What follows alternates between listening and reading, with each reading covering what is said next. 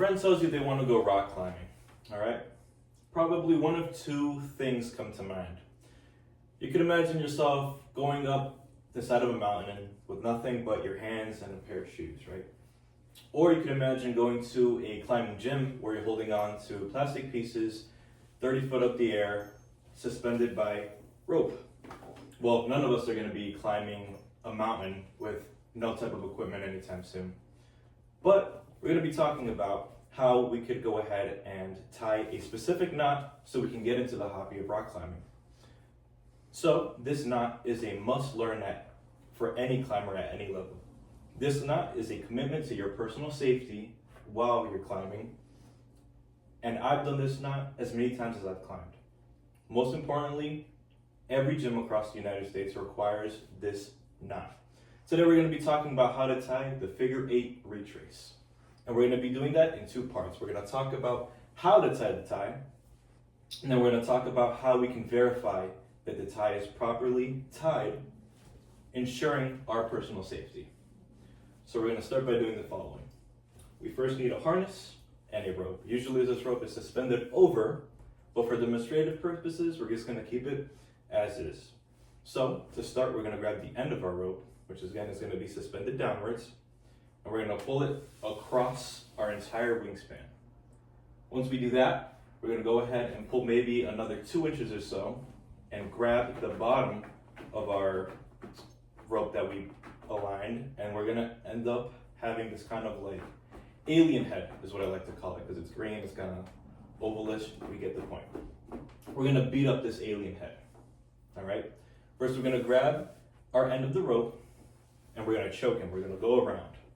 This actually creates a slip knot, all right? And that's one part of verifying that this first step of the figure 8 retrace is correct. Once we have that, we're going to end our rope again, and this time we're going to stab, or we're going to poke our alien head in the eye. And once we follow through with everything, we have the very first part of our figure 8 retrace, which is that miniature figure 8. Okay? Perfect. So now we understand the first part of our knot, the figure 8. Well, how do we get the retrace? Once we have our figure 8, we're going to go ahead and grab the end of our rope and feed it through the holes of our harness, essentially preparing us to be connected to the belay, which is just the mechanism they use to go up the climb. We could grab either end of our figure 8, pull apart to open it, and this actually helps us with the second part of our rope tying, which is the retrace. And as the name tells, we're simply going to retrace that figure 8 shape.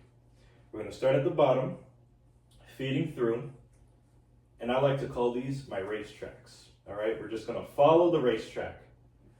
The first part of our racetrack is over here. Where does it go? Behind, right? Again, we're retracing. After we have that, we're going to continue to retrace our figure 8. Where does it go? Over and then under our first 2 racetracks. So we're going to go over and again under. All right? Now, as the name entails, we're going to continue retracing. This time we're going to, once we've gone under, we're going to come under and come back up. Come under and come back up. And again, we can continue opening up our figure 8 retrace as we go to ensure that we're having those clean racetracks. And all together, we have our figure 8 retrace. Now, we have the knot, but how do we ensure that the knot is safe for us to use? Well, something interesting about this knot is that it's self-fastening, meaning the more weight that you add onto it, the more it tightens upon itself, creating a stronger connection between you and your lifeline. You could actually hear it singe as it goes up. You can see that self-tying and retracing itself, yes.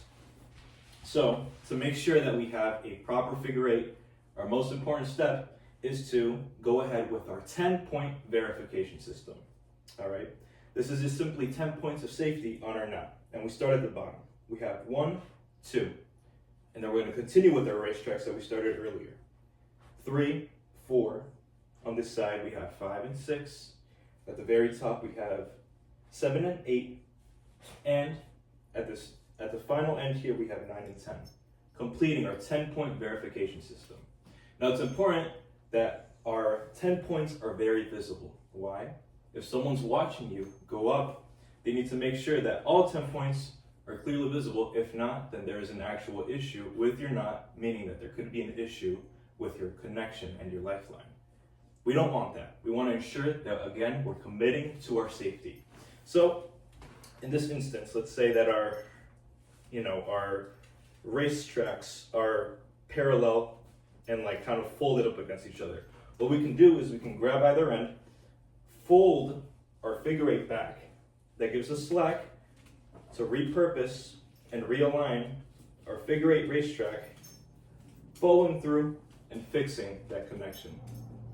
So now we learned how to do our figure eight. We've learned how to do the figure eight retracing, completing the step, and we learned how we can go and ensure that all of our connections are where they need to be with that 10-point verification system. Let's make sure we're climbing safe, and more importantly, let's make sure we're climbing hard. Does anybody have any questions? Do different gyms have different requirements for the type of knot they use?